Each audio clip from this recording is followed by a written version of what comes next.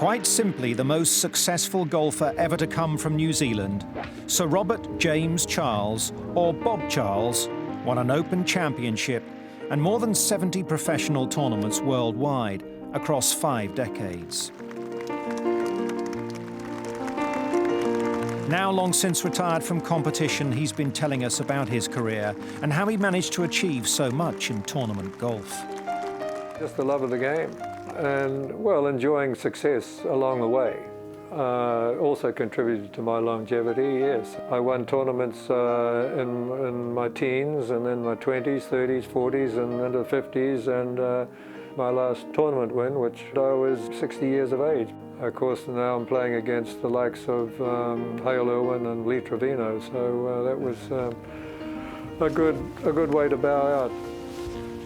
I got lucky, I suppose, in extending my career to set a few records along the way. Beating my age was certainly something which every day I go out now and play a round of golf. If I don't shoot my age, I feel like shooting myself.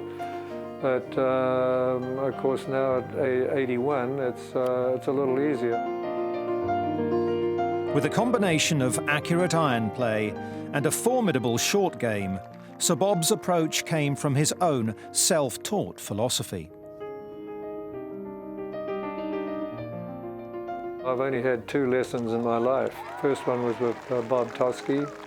My little draw turned into a hook, and I went out with him, and I'll never forget, at Beverly Country Club in Chicago. And I said, Bob, what do you think I should, how can I get rid of this duck hook? And so he went out to the range with me, and in less than 30 seconds, he'd found the answer, which was I had a vice-like grip.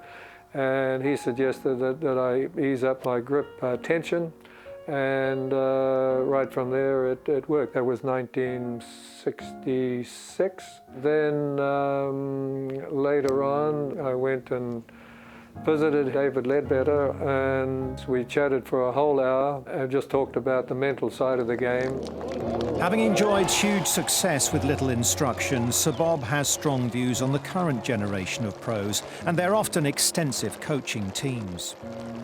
Do these young people need a professional coach?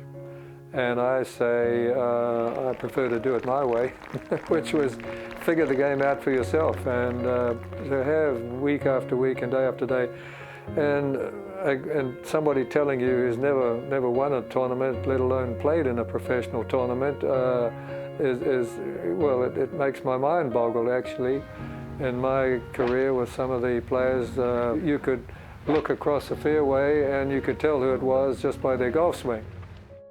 As far as building up your body concerned, I didn't do that. Well, I did a little bit of work, and when I played senior golf, which was mainly aerobic exercise rather than building up muscles, and I think, well, Tiger Woods, there's no doubt that the program which he put his body through has ended his career at the age of 40, which is very sad, because he was amongst one of the greatest players of all time.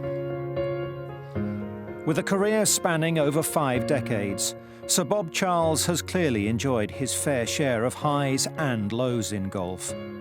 And when he reflects, he's happy with what he managed to achieve in the game.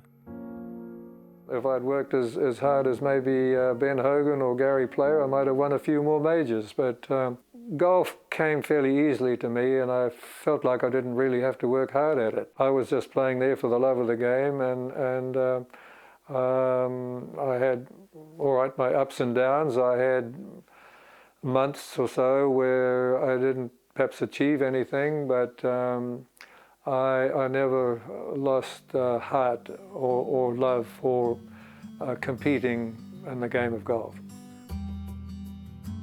I was from the era of you hit it and you chase after it and you hit it again. You didn't think about how you hit it, you thought of where you hit it.